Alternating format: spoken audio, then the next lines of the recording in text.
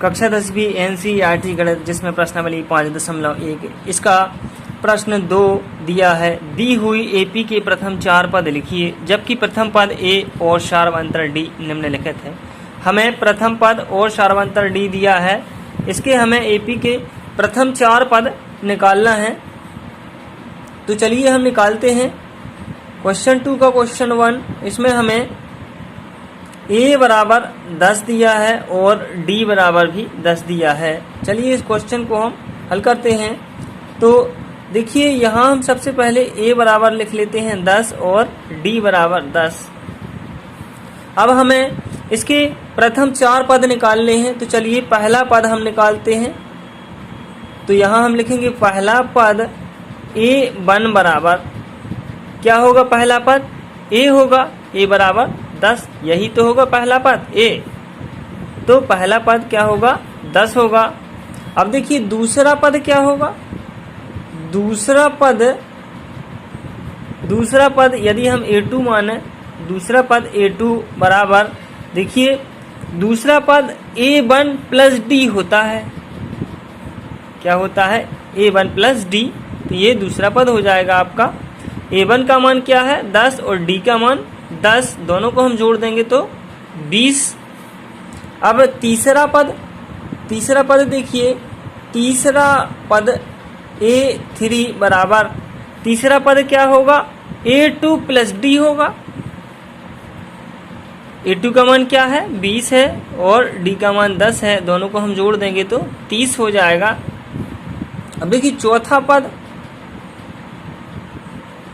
पद A4 बराबर, चौथा पद क्या होगा? A3 प्लस D होगा।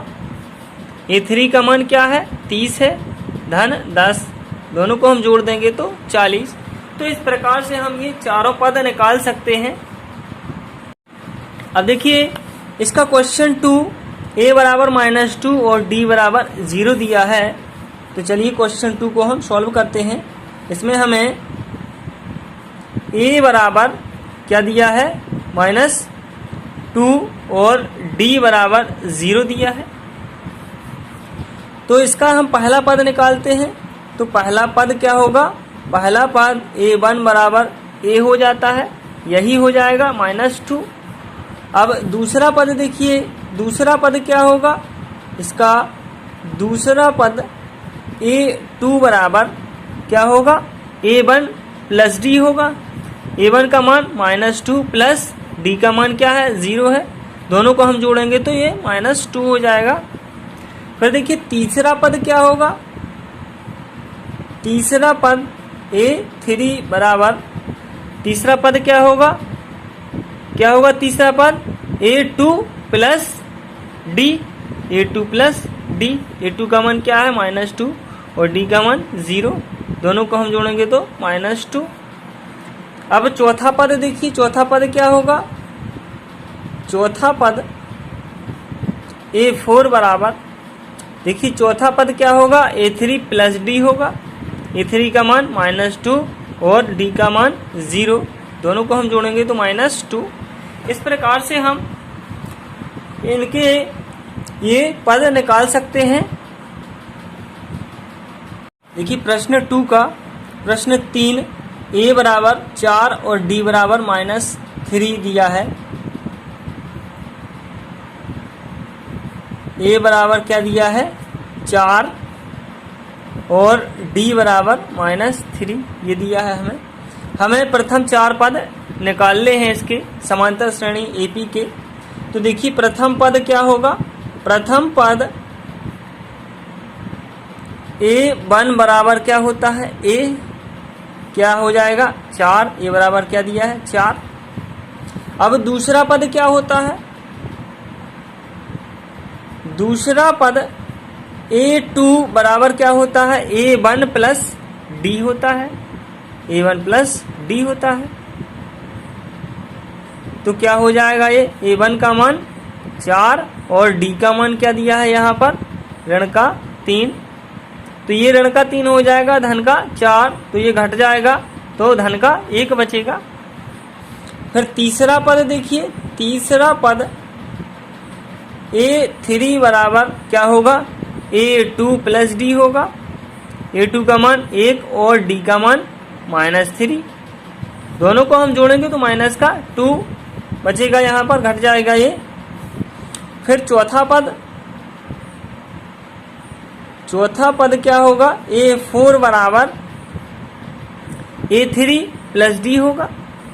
ये पद प्लस डी, A3 का मान -2 दिया है और D का मान -3 दिया है। इसको हम सॉल्व करेंगे तो ये प्लस और माइनस का गुणा होगा तो माइनस का 3 और ये माइनस का 2 दोनों जुड़ जाएंगे तो माइनस का 5 हो जाएगा। इस प्रकार से हम ये चारों पद निकाल सकते हैं समांतर श्रेणी के।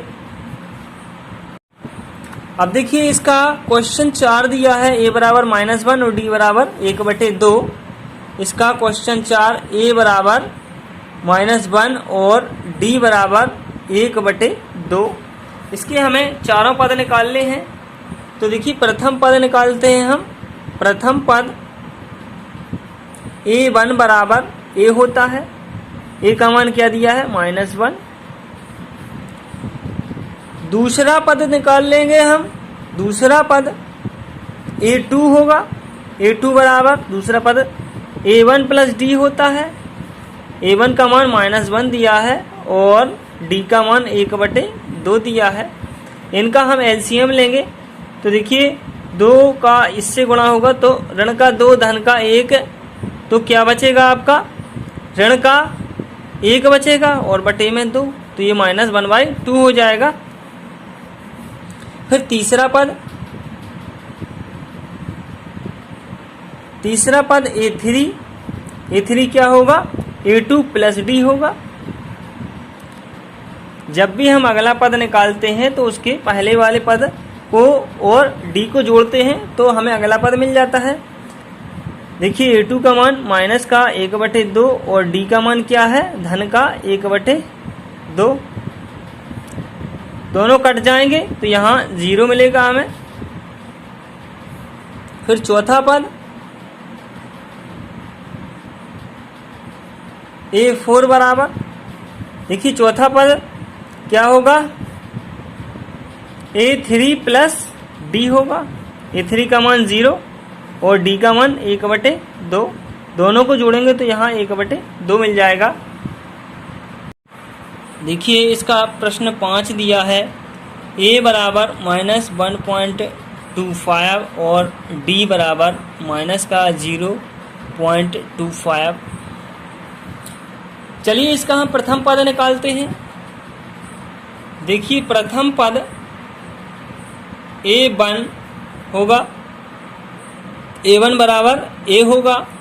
A का मान क्या दिया है, ऋण का 1.25। अब दूसरा पद निकालते हैं। दूसरा पद A2 बराबर क्या होगा, A1 प्लस D होगा। A1 plus D। A1 का मान क्या है, माइनस का 1.25 और यहाँ प्लस लगाएंगे और D का मान क्या है, D का मान दिया है माइनस का 0.25, तो माइनस का 0.25। तो देखिए यहाँ माइनस का 1.25 और ये प्लस माइनस का गुणा होगा तो ये माइनस हो जाएगा 0.25। दोनों को आप जोड़ दीजिए क्योंकि ऋण ऋण के हैं दोनों, तो जुड़ जाएंगे तो ये ऋण का कितना हो जाएगा, 1.50 ये हो जाएगा। फिर तीसरा पद निकालिए। तीसरा पद क्या होगा, तीसरा पद A3 बराबर क्या होगा, A2 प्लस D होगा। A2 का मान क्या है, माइनस का 1.50 प्लस D का मान क्या है, D का मान तो ये है माइनस का 0.25, तो ये माइनस का 0.25। फिर यहाँ 1.50 यहाँ प्लस और माइनस का गुणा होगा तो माइनस हो जाएगा 0.25। दोनों को आप जोड़ दीजिए क्योंकि ये ऋण ऋण के हैं तो जुड़ जाएंगे, तो ये ऋण के 1.75 हो जाएगा। फिर चौथा पद A4 बराबर क्या होगा, A3 प्लस डी होगा। A3 का मान क्या है, माइनस का 1.75 प्लस डी का मान क्या है, माइनस का 0.25। तो देखिए यहाँ माइनस का 1.75 और ये प्लस माइनस माइनस हो जाएगा 0.25। अब दोनों जुड़ जाएंगे क्योंकि ऋण ऋण के हैं, तो ये ऋण के कितने हो जाएंगे, ये 2.0 हो जाएगा।